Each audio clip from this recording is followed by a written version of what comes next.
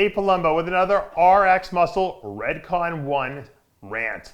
Today's topic is one of the most annoying topics I think that I've ever been asked in this industry. It's probably the most frequent question I get asked. I've answered the question 1,000 times, but I'm going to do it again because I get the question incessantly. And you know what? I always tell people there's no such thing as a dumb question. If you have the question, ask me. There's always new people coming in. The thing that annoys me is when I get asked the question by people I've already told the answer to 40 times already. But it is what it is. What am I talking about? PCT, post-cycle therapy. Okay? How you recover after you take an anabolic steroid cycle. People are so stressed out about this PCT thing. They think it's so complicated. They're so nervous about coming off a cycle. They spend more time obsessing about the PCT period than they do about the actual steroid cycle itself. While they're on the steroid cycle, but all they can think about is PCT. I get asked the question 1,000 times, like I said. And the answer is simple. Look, post-cycle therapy is designed to do one thing, basically. Turn your body back on. In a male body, when you take anabolic steroids that aromatize, that convert to estrogen, estrogen has the effect of turning off a gland in your brain known as the hypothalamus. This hypothalamus gland, okay, produces something called gonadotropin releasing hormone, okay? Gonads referring to the testicles, okay? Gonadotropin releasing hormone tells another gland in your brain known as the pituitary, which most of us have heard of, to produce two signaling hormones, one called LH, luteinizing hormone, one called FSH, follicle stimulating hormone. And we're talking about men now, what they do. In men, luteinizing or LH stimulates the testicles to produce testosterone. FSH, follicle stimulating hormone, stimulates the testicles to produce sperm, okay? Now, if you're taking anabolic steroids and estrogen is being produced because the testosterone or the dianabol or the anadrol is converting to estrogen, even though you're taking aromatase inhibitors, some will still happen. That estrogen will go to the hypothalamus, it will bind to estrogen receptors there, it will say stop producing gonadotropin releasing hormone. When that happens, then the pituitary doesn't get stimulation, it doesn't produce LH and FSH, and your testicles stop producing sperm and testosterone, okay? And this is fine while you're on an anabolic steroid cycle because it doesn't matter. You're taking actual exogenous hormones, so you're fine. You feel good, you build muscle, everything's great. Okay, most people will be non-fertile during this time period, but not everyone. Some people, their bodies will still produce down there. Why? Who knows? You know, genetics. Sometimes the actual testosterone you're taking exogenously can stimulate the area down there to produce some sperm cells. But that's another story we're not talking about right now. Now, you come deciding, okay, I've been on for 6 years straight. I've been on for 6 months. I want to come off. I want to turn my body back on. Because people know when they stop taking steroids, their systems get sluggish. Okay, there's still a lot of estrogen around. Everything's being suppressed. Nothing's going to be produced. You don't want to go 2 months without producing no testosterone. You're going to feel terrible, and you don't want to lose all your muscle, right? So what do we do? Well, we take a two-pronged approach to turning the body back on. Number one, okay, we want to stimulate those testicles that haven't been stimulated for 6 months to start making some testosterone down there, right? So we take a product known as HCG, human chorionic gonadotropin. Okay, they actually isolate it from the urine of pregnant women. And HCG is what you detect on a pregnancy test as being positive or negative. But HCG in a man's body will stimulate the testicles to produce testosterone. It kind of mimics the effects of that hormone LH, luteinizing hormone. Okay, so we take, my protocol is 2,000 to 2,500 IUs every third day. Why do we space them every 3 days?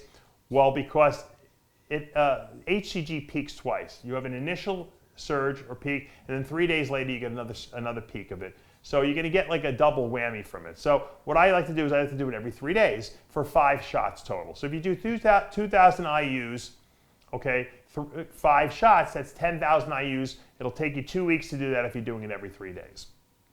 And what that's doing, once again, is it's giving a burst of HCG, which is telling those testicles produce testosterone.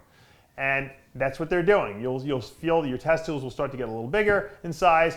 You should feel a little better than you did, prior to you taking it. And usually what I have people do is wait a week after their last shot to take the first HCG shot. Okay, so now we've got the testicles working, but now there's no signal coming from the hypothalamus, and there's no signal coming from the pituitary gland. We got to turn that back on. How do we do that? I like to use Clomid, but Nolvadex will accomplish the same thing. What both of these drugs do in men is that they block estrogen receptors. So they go to the hypothalamus and they sit in that estrogen receptor, and it doesn't allow estrogen to get into that receptor. And because estrogen can't get into that receptor, now the hypothalamus can release its gonadotropic releasing hormone, which will then stimulate the pituitary and turn that back on, and that'll produce LH and FSH, and then that'll theoretically stimulate the testicles once again to produce testosterone. So we use Clomid and or HCG. Clomid at 50 to 100 milligrams per day, Nolvadex also known as tamoxifen, at 10 milligrams twice a day, every 12 hours. It's a 12-hour pill. You could use either one of them. I like Clomid at 50 milligrams at least per day, and we do that for 2 to 3 weeks. So that's now blocking those estrogen receptors in your brain, allowing the hypothalamus and pituitary gland to turn itself back on. After that 4 or 5 week, what we call post-cycle therapy time zone has been elapsed, your body should be producing. Now, it might not be producing strongly because it takes a while to catch on to what's going on. Also during this time period, I like people to take my Species Nutrition Testolyze product, because what that does is it keeps your DHT levels lower, okay, so that more testosterone stays as testosterone, and it rids the body. It's not an aromatase inhibitor. It binds estrogen and pulls it out of the body. What's that going to do? Prevent it from binding to your hypothalamus and shutting everything down.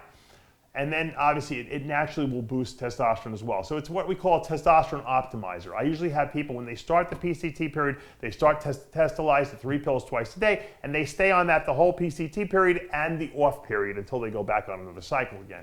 And what that once again does is balance, okay, the levels of testosterone, DHT, and estrogen in the body, and it keeps everything working better. And this approach that I've been using for several years now, okay, at the level it's at, works amazing, okay? Is it going to bring you testosterone up to 800, high normal? No way, no way. Will it get you into the mid-range? Absolutely. To be honest with you, the first month or two that you're off testosterone, okay, or off of any kind of cycle, up to maybe 3 months, if you can get into the 400s, okay, 250 being, you know, the lowest it should be, 850 being the highest, physiologically speaking. You get in the 400 to 500 range, you're doing great. Okay, most guys are in the 2 to 300 range, okay? Using my protocol, you should be able to get into that 3 to 400 range and possibly the 500 range. And if you can stay there while you're off, you're good as gold. That's it. It's not that hard. I explained a lot of the science, so it seemed like it took a long time, but it's pretty simple, the approach. There's nothing else that you need to do. There's no other secret potions you could take. That's it. You got to give your body time to turn itself back on and start working again. I've been off all HRT probably for about 4 years now, because, you know, I went off when I tried to get my wife pregnant the first time. She wound up having a miscarriage, unfortunately. Then we had my son, and then we had my daughter, and I never went back on.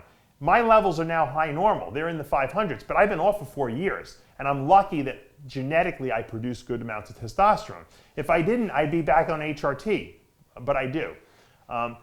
For most guys that are in their 20s and 30s doing these things, you should be able to get your body back and turn itself back on. But the truth of the matter is, it doesn't really matter, because if you're going back on a cycle after 6 to 8 weeks or 10 weeks off, as long as you're in a range where you're not going to get sick and your body is functioning at least lower normal range, you're good. Okay, it's when your body is at 10, testosterone of 10. Okay, that's a bad thing. You don't want to be at sick for 6 to 8 weeks at a level of 10. You're going to feel terrible. You're going to get sick. You're going to get viral infections. You're going to lose muscle. That's not good. So getting it to low normal, mid normal is really what the goal is. And that's what this PCT protocol will do for you. I hope this answered all your questions. From now on, when people ask me about this, I'm just going to refer them. I'm going to copy the link. I'm just going to send them the link to this video, and everything will be solved, right? No, it never will. I'll still get 1,000 questions about it. But you know what? Keep those questions coming. Questions are knowledge. Knowledge is power. Dave Palumbo with another RxMuscle rant.